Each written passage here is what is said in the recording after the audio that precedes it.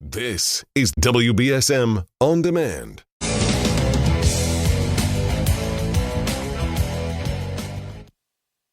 Good morning. Good morning. Welcome back to the program. We're now going to be joined by U.S. Senate candidate John Deaton, Republican candidate. He's an attorney. I think he gave a great fight to Elizabeth Warren. He did very well down in this part of the state. If you were listening to John Deaton here on this program, you probably voted for him. That's what the numbers say anyway. Good morning, Mr. Deaton. How are you, my friend? I'm doing well, my friend. How are you? Not bad, not bad. So what did you think of your first run for political office?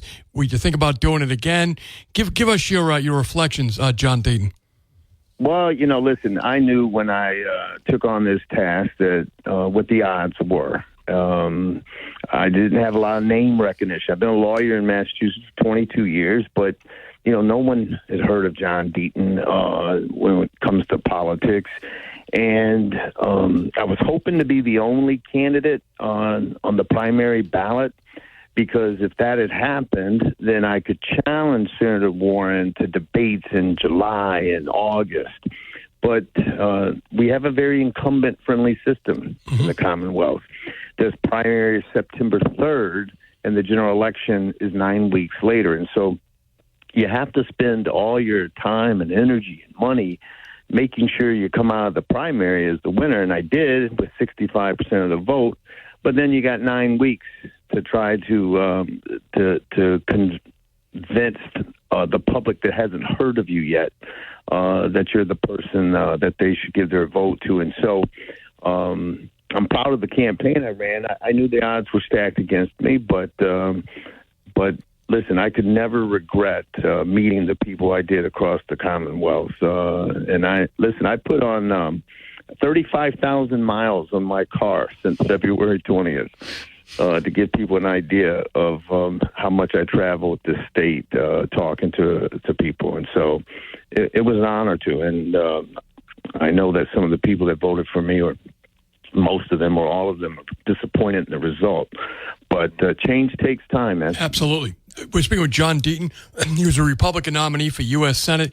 He ran up against longtime incumbent Elizabeth Warren. She bested him, but like I said, I met you a lot of places. And not only that, you came and sat right in the studio, took my questions, my callers' questions. You sat in the conference room. Folks, he's like John Wayne. He shows up alone, right? He really does. So, John, what are you thinking about for the future? I know it's maybe you're going to keep your powder dry for a little while, but I think you had a really good vote. I think a lot of people would like to see you come back. Yeah, it's the first question everyone asked. I understand why. I tell people it's like talking to a boxer or an MMA fighter who gets knocked out in the first round. Who are you going to fight next? But listen, we have to get better representation in Massachusetts. This one-party rule, it's really negatively impacting the state of Massachusetts. It really is, and we've got to do something about it. So I'm going to do whatever I can to help alleviate this burden that we're suffering through, because I believe that the far left here in Massachusetts is ruining Massachusetts, and I fear that we're becoming the next California. And I love Massachusetts. This is where I achieved the American dream. And so I'm going to do whatever I can to help alleviate that burden. John Deaton, of course, he's the author of the book Food Stamp Warrior. It's a fantastic book. I've read it. It's a real page-turner. It reads like a novel, except when you realize it's the man's actual story. Where can people find that book, or where can people get more information about you, John? They can find the book on Amazon. It's called Food Stamp Warrior.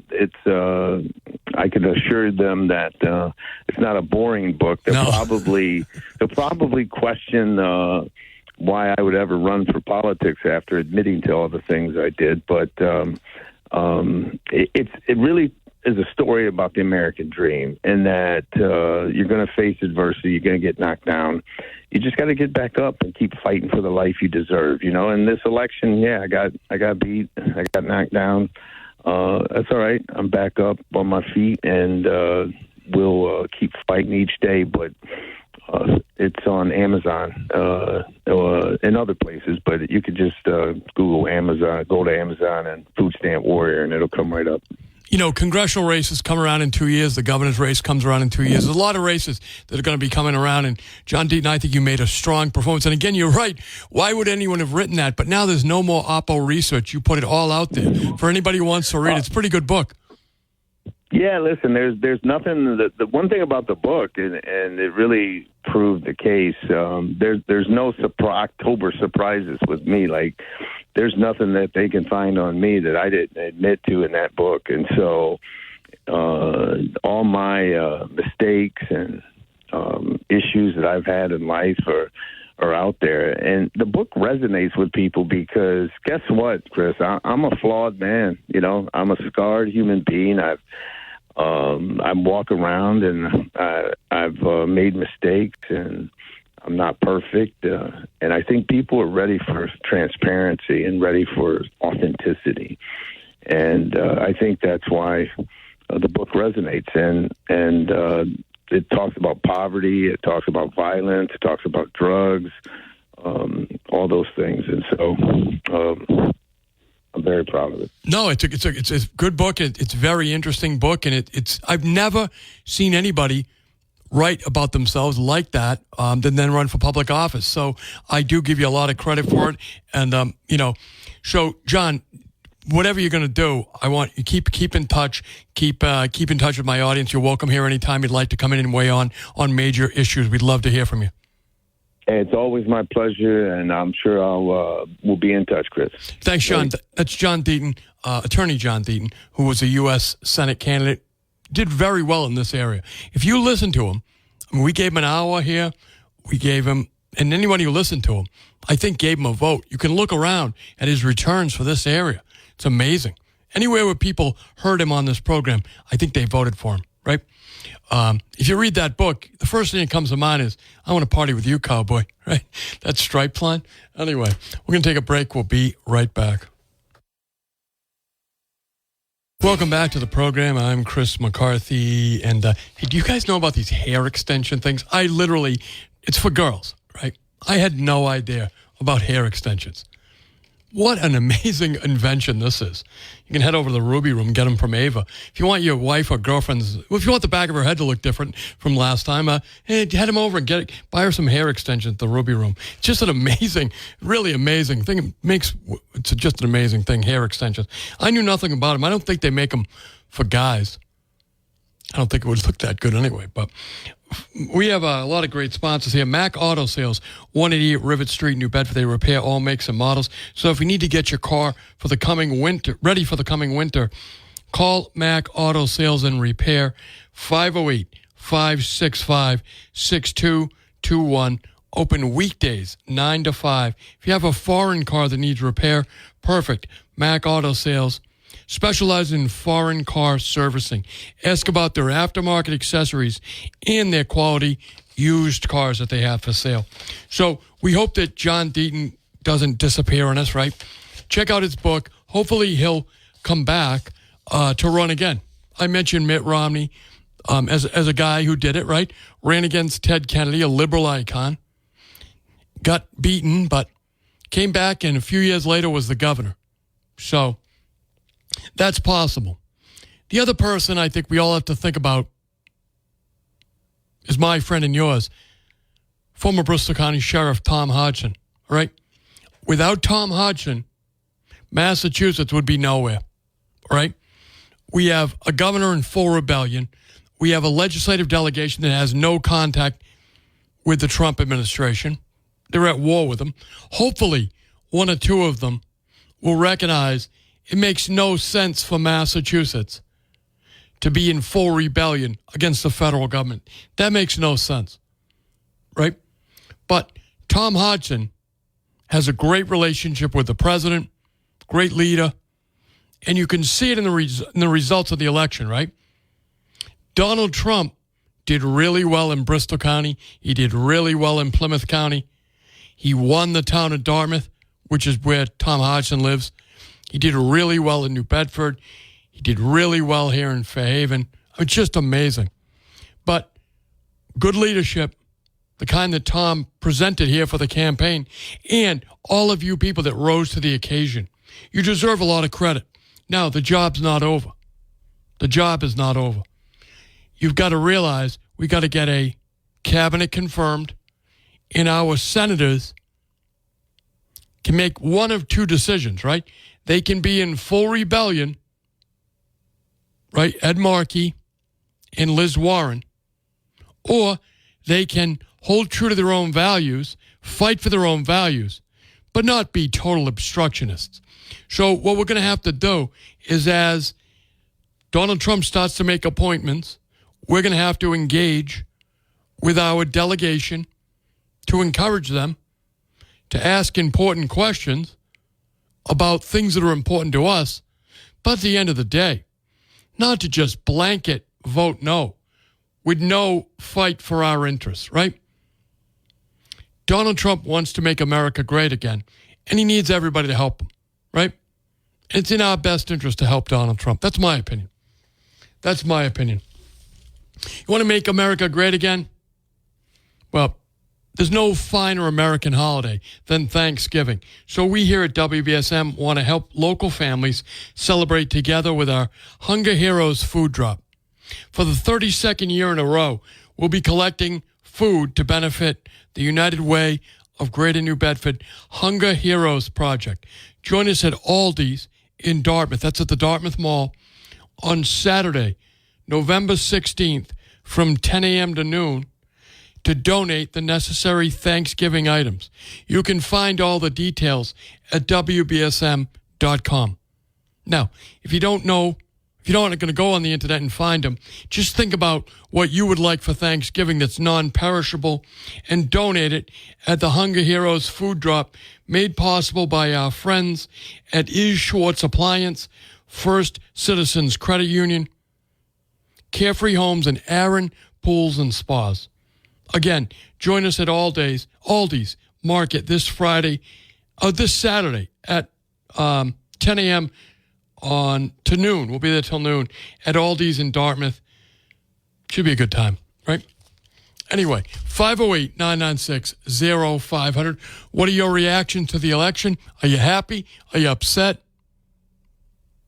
What would you like Donald Trump to do first? And are you interested in staying involved with the campaign? In other words, Donald Trump is going to need more supporters, going to need more grassroots support. The best way to do it is to get involved with a local Republican Party. So you can reach out to Joanne Hodgson or Bob McConnell, right?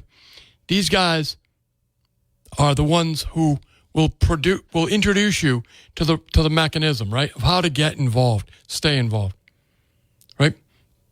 That is the way to do it. So we're going to take a quick break, and we'll be right back.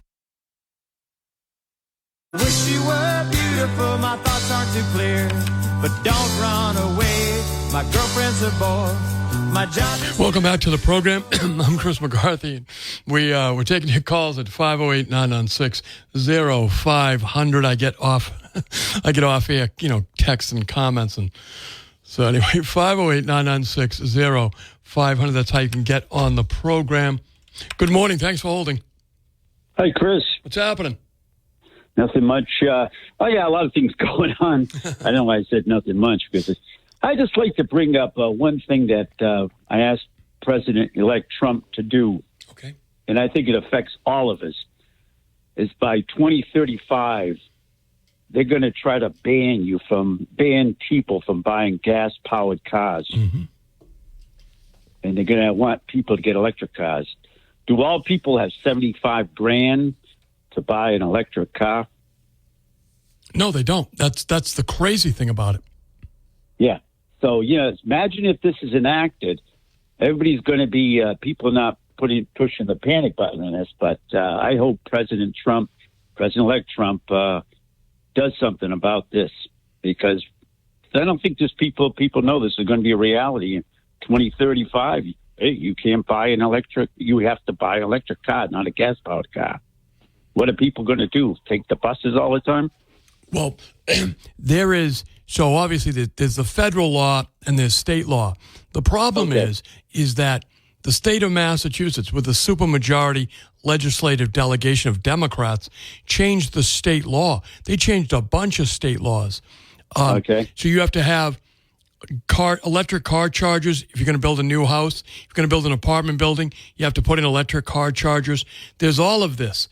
And they are going to try, anyway, to prevent people from having gas-powered trucks, all kinds of things that are going to make our society much more expensive and really unreachable for many people.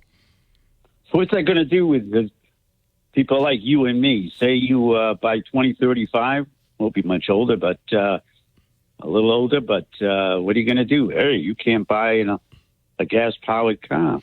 It's amazing. And when you start looking at the parking regulations and things like that, they want to put more people into Ubers. They want to put more people.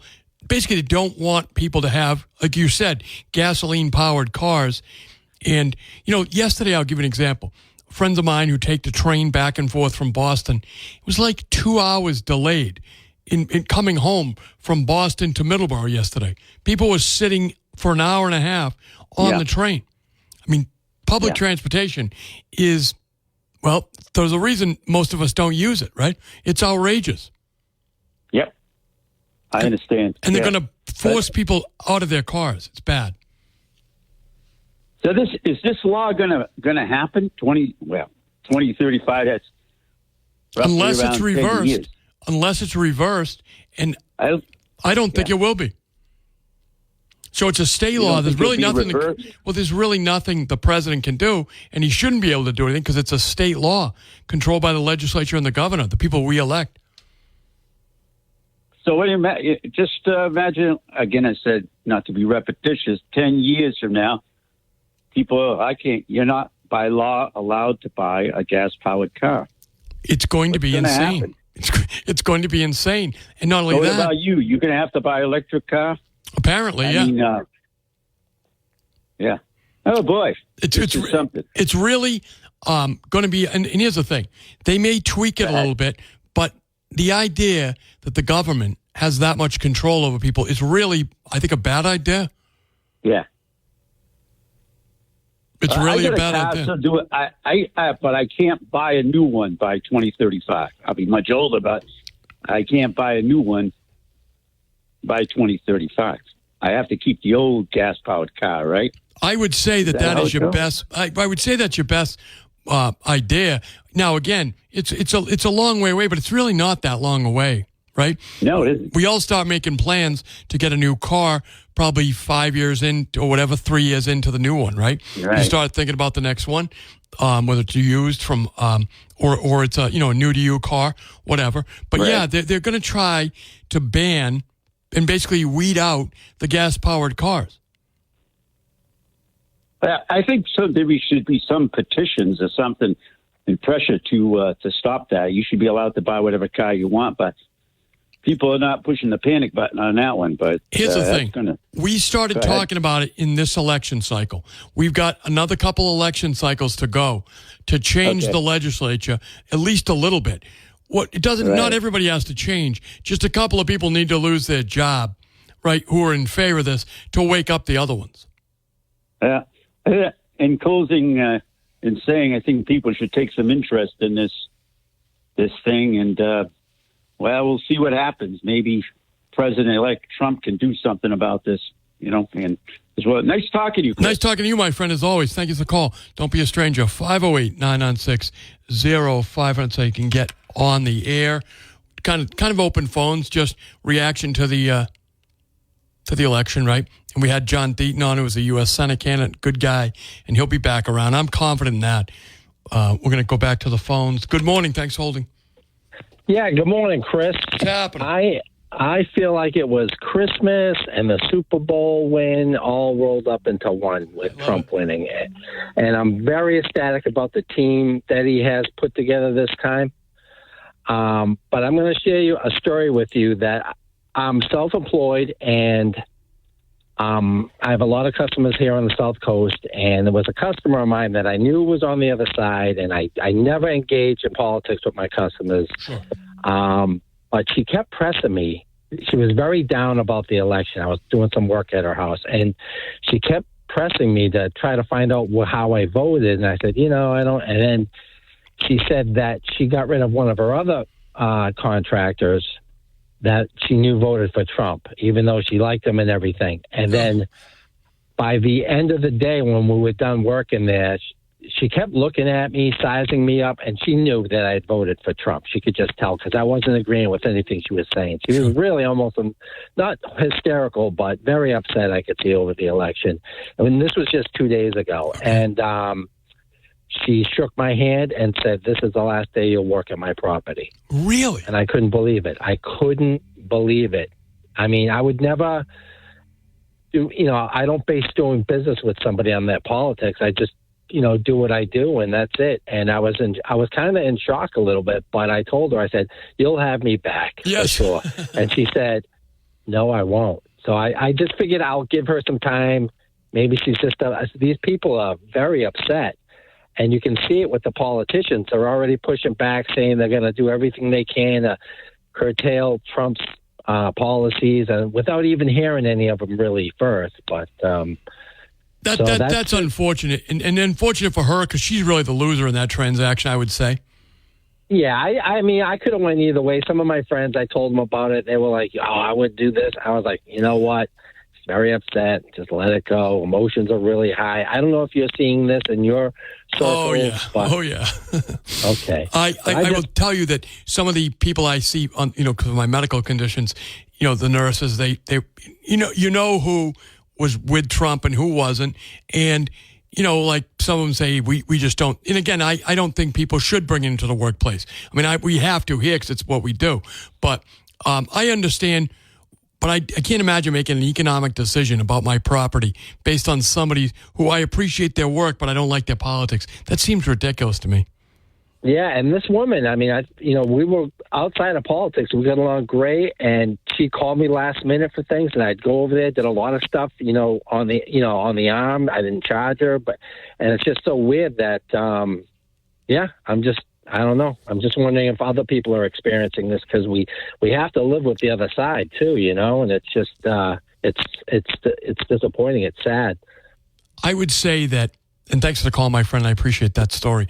I would say that I actually feel really kind of bad for that woman. Okay, I've got a lot of friends of mine that were not with Donald Trump, but a lot of my Democrat friends, they recognize that Kamala Harris was not a great candidate and that the whole thing was messed up, and a lot of them were. Look, Scott Lang, okay, good friend of mine and always welcome here at the program. He's usually willing to come anytime I ask. He's always willing to come whenever I ask him. Scott Lang, he wrote a letter. Now it's years ago. It was in the Boston Globe saying, "Thank you, Mr. President," to President Biden, but it's time to go. He wrote that letter early enough that the Democrats could have had a major primary and elected a much more competitive candidate. For Democrats to be angry with supporters of Donald Trump while letting their own leadership off the hook, I mean, what the Democrats tried to pull off, first by pretending that Joe Biden was okay, right? And then pretending he could run for another 4-year term, right?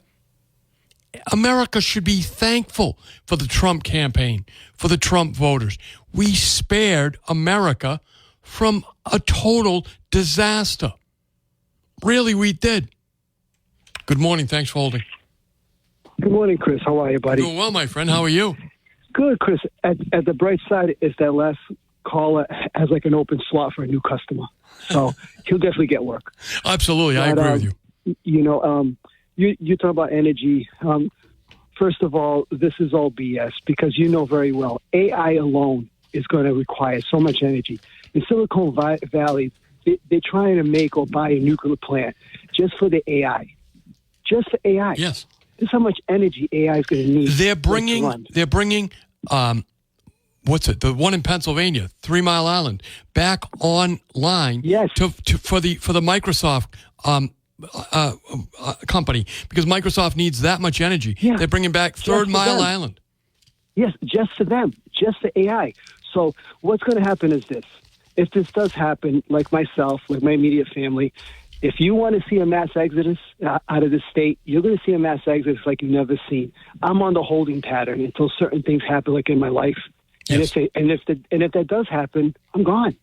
I'm gone to a beautiful red state for a free state. Because just imagine. So what's going to happen? Are they going to outlaw gas stations? Because what's going to happen is places like Rhode Island and Connecticut, they're going to make a killing because we're going to go over the border and buy a gasoline car. Right. So are they going to outlaw gas stations too? Is that the next thing that they're going to outlaw? I'm just curious. Are they going to outlaw my beautiful 96% efficient gas furnace, which I don't have to worry about a heat pump when it gets a certain temperature? Those heat pumps work like crap out there. Okay, go ahead. Listen, I'm open to capitalism. Have your heat pumps. Have whatever you want. I don't want it. You want solar panels? Put it on your roof. Go for it. Go for it. I love it. Do it. I don't want it. After 20 years, that's hazardous waste, like on my roof. I got to pay to get rid of it. I don't want that. Listen, we have clean fuel. Everything's going to have some kind of waste, everything. But the way they're doing energy now, gas, especially natural gas, especially coal, there's going to be byproduct. Nuclear is cleaner than wind because you know what happens to the turbines after? You got to bury them. You know what happens to solar panels? You got to bury them. That's more waste than the nuclear power plant, especially the ones that do fusion. So there's so much. This is a party that won't admit that they're wrong. That's what it's about. They're like a child. They're saying no when they know the right answer is yes. So if they don't get in line, I hope our president has to make an example out of one of these governors. Like Kennedy did, you send the federal marshals to that state if they don't obey the laws. Civil rights. We have a constitutional republic. Yep. Things have to be done by law. That's all I'm asking. He has a mandate. No one could say that he does. It's 5 million plus. They're still counting. 5 million plus in the popular vote, and he swept the Electoral College. What more do you want from the American people? We did what you said. We went out. We voted. We want change. Either you respect the change or you have to follow the law, or there's going to be consequences. Yes. I don't care if you're a governor. I don't care if you're a senator. I don't care if you're a congressman. The law's for everyone, right? No one's above the law. I've been hearing that for the last 4 years. No one's above the law. Guess what, Governor? You're not above the law. Thanks for the call, my friend. Again, what he's referencing is Governor Healy is, yesterday made a major media appearance saying she's not going to allow the state police to assist in removing illegal migrants that are here with the federal plan. I mean, it's just outrageous. It really is. Many of you voted for her for governor. 508-996-05. If you're on hold, stay there. I see you. I do want to hear from you, especially you. So stick around. We'll take a quick break. We'll be right back. I know I've said it a million times, headed to North Carolina, but the wife and I, after the election, was so excited about seeing Trump win. But when you listen, if you peruse the newspapers, left-wing radio, we know where it is, Boston Public Radio and that. We're in for a rough year here in Massachusetts. The rest of the country might get it. Massachusetts is going to go the other way. Our governor is going to put us in a hell of a hole, or more so than what we're in already. She's basically telling us that we're going to pay for these illegals, whether we like it or not. And she doesn't have a problem with them raising the rates 30%. Because they're going to have to find a way, Chris, when Beacon Hill passes that bill that says that we don't have the right to choose who we get our energy from, and that we're going to have to go on the green agenda, and we see our bills almost triple. This state is good. I feel so bad for some of the people who make, way under what my wife and I make, because we already know what we do. We drop the heat just to be able to pay that, keep that bill at a moderate pace. Right. I can't imagine what's going to happen to the seniors who are on a fixed income when these new rates come in.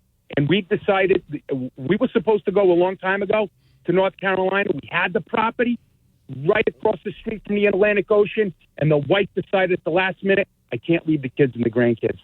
Well, this is 4 years later, and she sees what's happening, and I talked her into it. So unfortunately, we're probably going to have a short stint here in Fairhaven. Well, Steve, we're sorry to see you go, but it's not an irrational choice, quite frankly, because Governor Healy is in full rebellion. And Massachusetts has a lot of vulnerabilities to the federal government, okay? We get a tremendous amount of leeway, I guess is the right way to put it, from the federal government, okay? And like our marijuana policies in Massachusetts are totally in violation of federal law. I recently had a lunch with a police officer, retired now, but we were talking about the marijuana law, and he and I have been talking about since 2016, really, when it passed. And I said to him, "Did you ever work those details?" And he said, "No, never." He said, "That was a violation of federal law, and I'm armed, right? I have a gun, and there's a federal drug crime going on."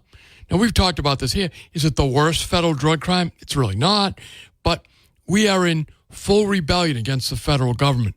So for Maura Healey to want to take on Donald Trump because she wants to make her own personal agenda, right? It's very dangerous to the rest of us, I think, anyway. Let's go back to the phones. Good morning. Thanks for holding. Hello, you're on the air. I guess he couldn't survive. So we're going to, here's a clip of Governor Healey from her press conference yesterday.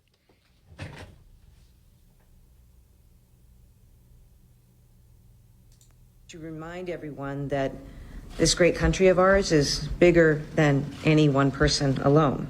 We all have a role to play in building the kind of community, state, and country that we want to be and that we want for our children. So it is up to all of us to chart the path forward. This is Massachusetts. We've been doing that for close to 250 years. People will look to us to lead. And that's what I, the Lieutenant Governor, and our entire administration are ready to do. We're going to do it with all of our residents, and we're going to do it by staying true to things that we care about. And we're going to do it by continuing to push forward on the things that make Massachusetts so great. Driving down high housing costs by building more homes, driving a strong, innovation-based economy that thrives from life sciences to robotics to advanced manufacturing. Amplifying and taking care of things that we really value, like our public education. We're going to continue to keep working to make sure that Massachusetts remains number one and that we have the best public education in the country, from early ed to higher ed. We value access to health care, also tops in the country. We're going to continue to work to make sure that residents have access to the best care in the country and the highest rate of coverage. We care about the climate. So I just wanted to, I didn't want to be accused of editing her comments. I wanted to let her play it out for a bit. Some of that stuff wasn't that controversial. But the fact is, she's declaring war, basically, on the Trump administration, which hasn't even been sworn into office yet. And these comments aren't her most egregious by any ways. Look, I voted for Governor Healey. Why? I thought she was the most qualified person in the race, even though I knew she was going to do things I didn't agree with. I thought she was the most qualified person in the governor's race. And hopefully she won't be the most qualified person in the race in 2 years. But that's up to the Republican Party. Good morning. Thanks for holding. Hello, you're on the air. 508-996-0500. Good morning. You're on the air. Hey, good morning, Chris. Good to talk to you. Thank you. I'll make it quick. A couple quick thoughts. So I just to divert away originally from what I'm calling for. So she mentions building more houses is going to drive down the cost of houses in Massachusetts. That's the most ridiculous thing I've ever heard. There's no way in hell that's going to drive the cost of housing in Massachusetts down. Not even in the least amount of money will it.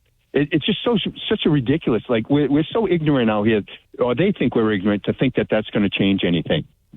What would you suggest?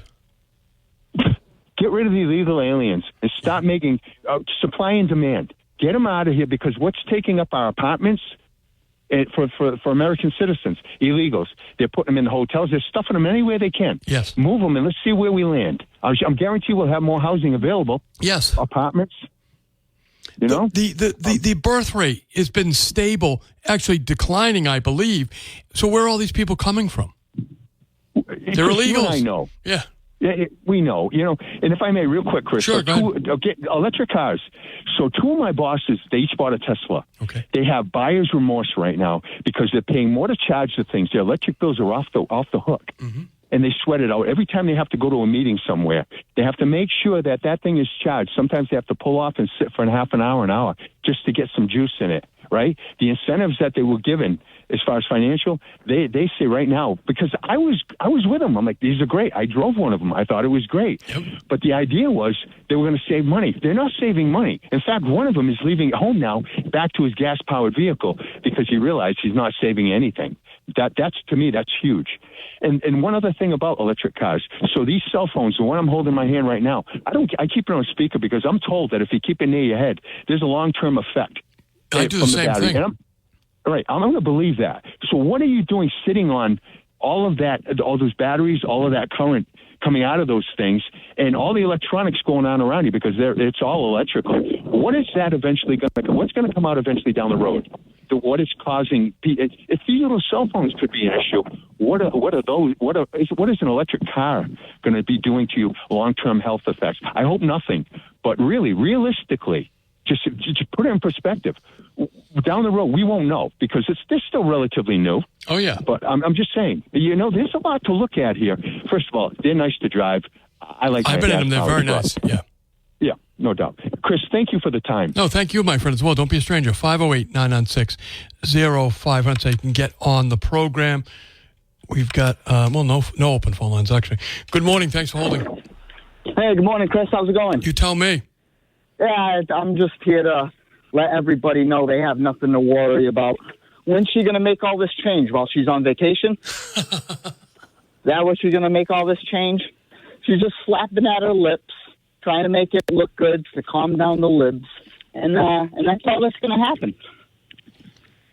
You're right. You are kind of right about that because there's nobody more focused than Donald Trump, and there's nobody less focused than her. It's like everybody else, Chris, unfortunately, in this world. You get those nice, fancy titles, right? Mm-hmm. That everybody's so proud of because you have this. You could put it across your door or your desk and makes you feel good about yourself. And that's when you kind of take a step back and just watch everybody do the work. And that's unfortunate.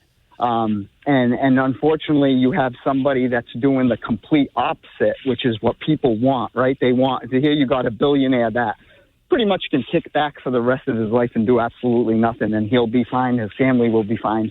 Yet he wants to work. Yes. Regardless of what it is, he wants to work. And that's rare. And people should take notice of that and kind of put in that same effort if they want to see the change that they all claim they want to see.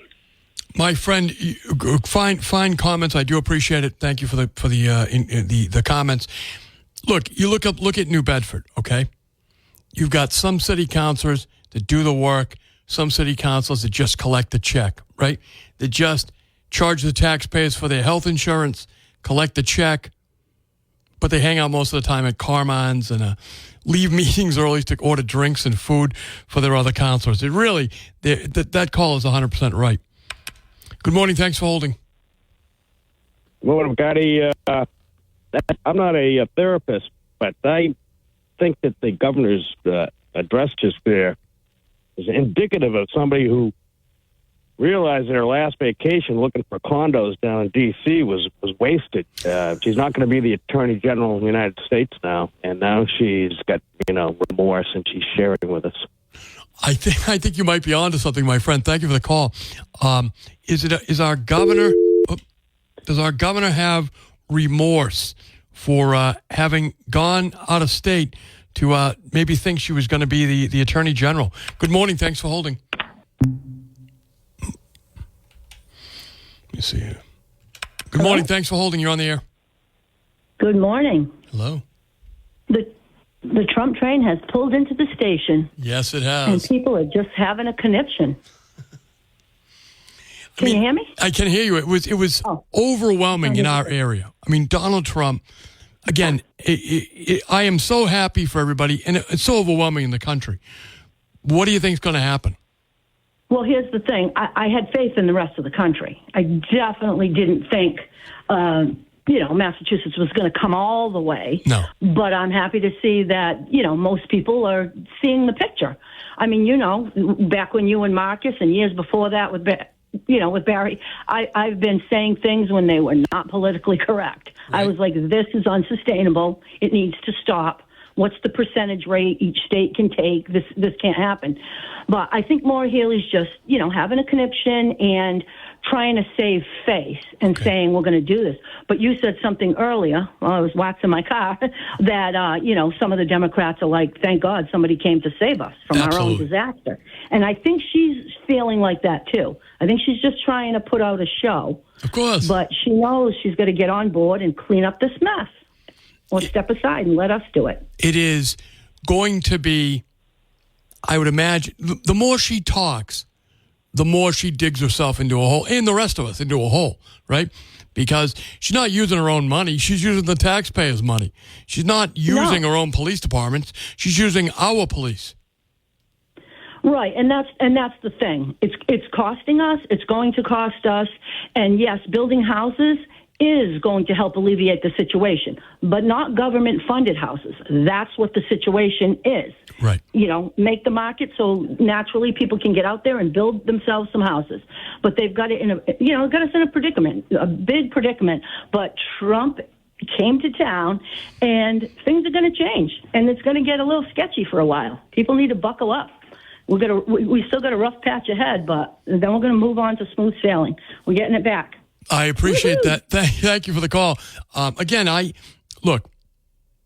my approach to government is you got to deal with the people that are elected, right? So, for instance, we have people here in our delegation who, they don't agree with us on everything, but